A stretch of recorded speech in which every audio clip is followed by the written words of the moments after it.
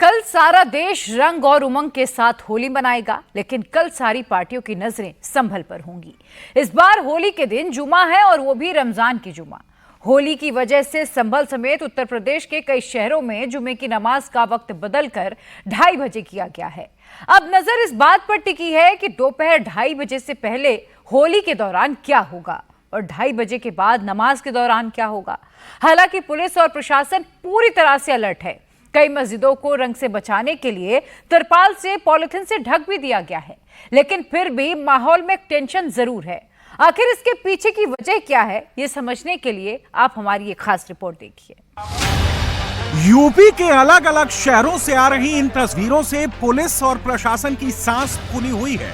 14 मार्च को जुमा भी है और होली भी।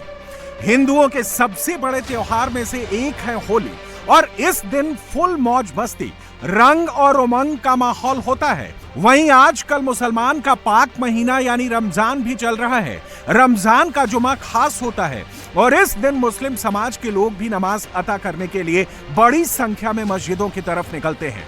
अब प्रशासन के सामने सबसे बड़ी चुनौती यही है कि होली की उमंग और जुमे की नमाज में भंग ना पड़े। इसे कैसे बैलेंस किया जाए? कुछ नेताओं के बयान भी तनाव बढ़ाने का काम कर रहे हैं। होली को लेकर सबसे ज्यादा टेंशन दिख रही है संभल में। संभल के कार्तिकीय मंदिर समेत कुछ इलाकों में 40 साल बाद होली मनाई गई। 4 दशक के इंतजार के बाद मनाई जा रही होली को लेकर लोग काफी जोश में हैं।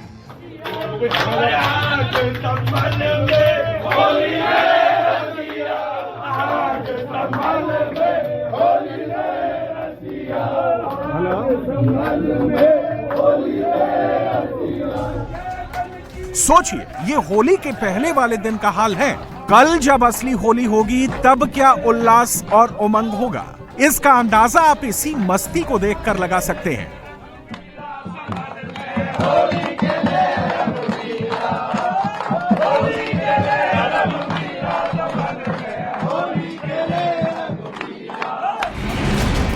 लेकिन युवाओं का यही जोश पुलिस और प्रशासन को टेंशन दे रहा है। प्रशासन को डर है कि जोश में होश खोकर कहीं ऐसा काम ना हो जाए जिससे होली के रंग में भंग पड़ जाए। तनाव इस बात को लेकर है कि कहीं मुस्लिम मोहल्लों और मस्जिदों के सामने कुछ अनहोनी ना हो जाए।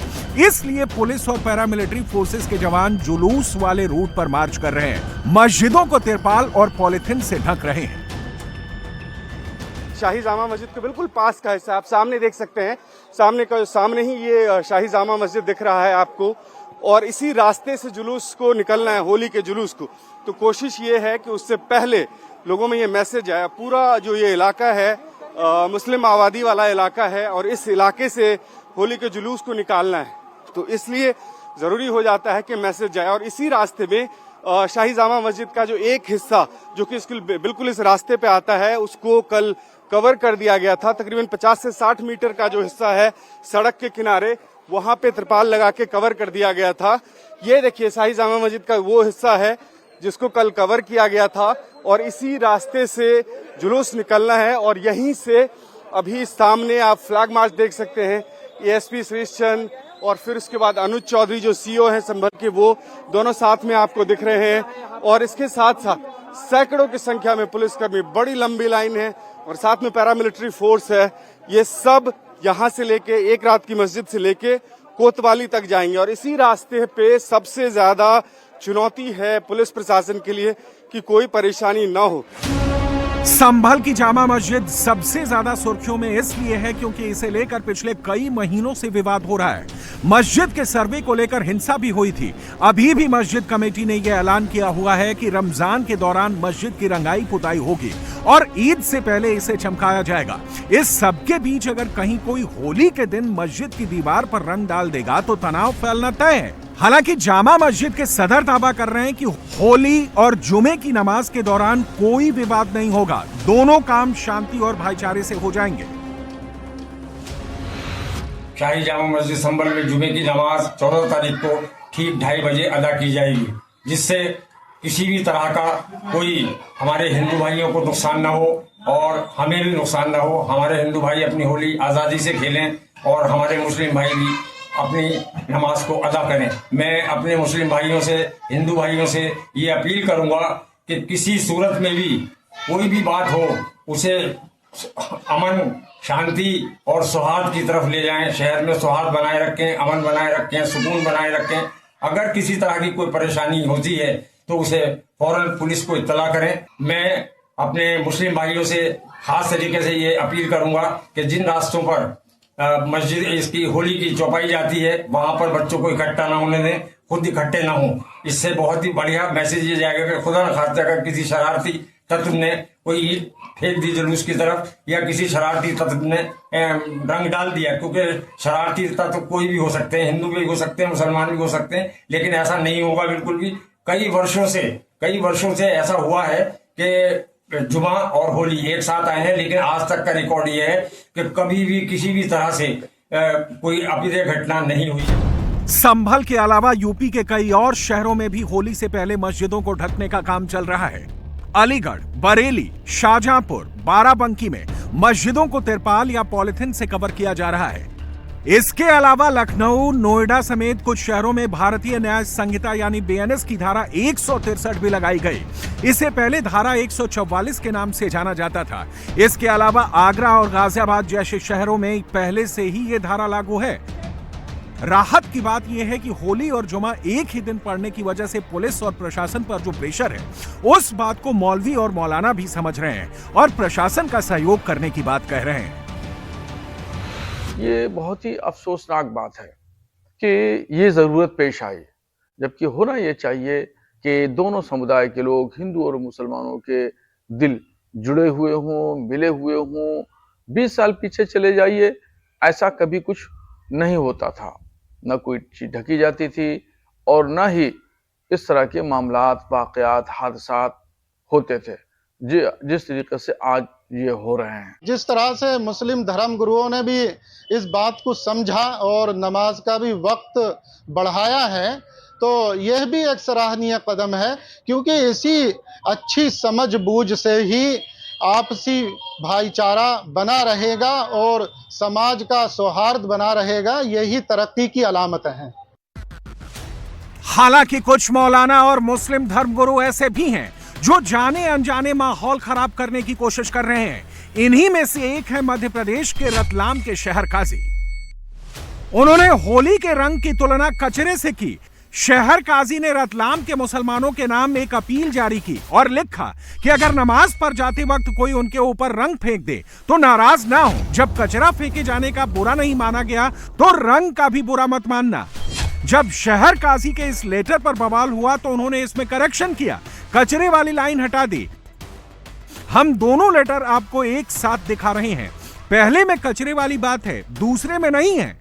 शहर काजी कह रहे हैं कि उन्होंने गलती से रंगों की तुलना कचरे से कर दी, अब सुधार लिया गया है। लेकिन मध्य प्रदेश सरकार के मंत्री कह रहे हैं कि शहर काजी को इस तरह की अपील करनी ही क्यों है। कचरा और कलर ये दोनों अलग अलग वो हैं, तो इसलिए हमने ये मुनासिब नहीं समझा कि भाई कचरे वाली बात को हम ख़त्म करते हैं। और ये जो अगर कोई रंग डाल देता है, गलती से डालेगा, वो गलती से अगर कोई डाल देता है तो उसको हम खुशी खुशी आगे बढ़ जाएं देखते हुए, उसको भी नाखुश नहीं करें, क्योंकि ये आपस में इत्तेहाद और इत्तेफाक का यही वो है कि मुसलमान और हिंदू सब आपस में एक मिलजुल के हमें काम करना है। तो इस तरीके से हमें नहीं करना चाहिए।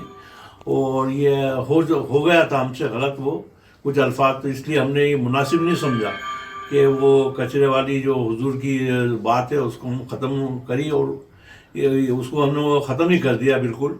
कोई पहली बार तो होली में नहीं मन रही, पहली बार तो इस तरह से रतलाम में या प्रदेश में या देश में होली का माहौल नहीं है। पहली बार तो ऐसा नहीं है कि होली पर रंग आएगा या रंग डाला जाएगा। अरे भाई, आपको दिक्कत है तो घर से मत निकलो। आदि अनादि काल से होली मनती आई है। बहुसंख्यक समाज को चिढ़ाया ना जाए, अच्छे से सौहार्दपूर्ण वातावरण बनाया जाए, ये सबकी जिम्मेदारी है। रतलाम के शहर काजी ने तो अपनी गलती सुधार ली, लेकिन बीजेपी और उसके सहयोगी दलों के कुछ नेताओं को भी अपनी वाणी में कुछ संयम रखने की जरूरत है। खासकर ये देखते हुए कि यूपी के सीएम योगी आदित्यनाथ होली और जुमे की नमाज को एक साथ सकुशल संपन्न कराने में जी जान से जुटे हुए हैं। निषाद पार्टी के अध्यक्ष और योगी सरकार में मंत्री संजय निषाद कह रहे हैं कि जिसे रंगों से परहेज है वो देश छोड़कर चला जाए। वहीं हरियाणा के मंत्री अनिल विज कह रहे हैं कि हिंदुस्तान में होली तो तो मनेगी, जिसे दिक्कत है वो घर से बाहर ना निकले। कुछ लोग ऐसे हैं जो होली के समय कहते हैं रंग लग गया तो हमारा धर्म नष्ट हो गया। अगर रंग लगने से धर्म नष्ट हो गया तो रंग बिरंग कपड़े कैसे पहन सकते हो?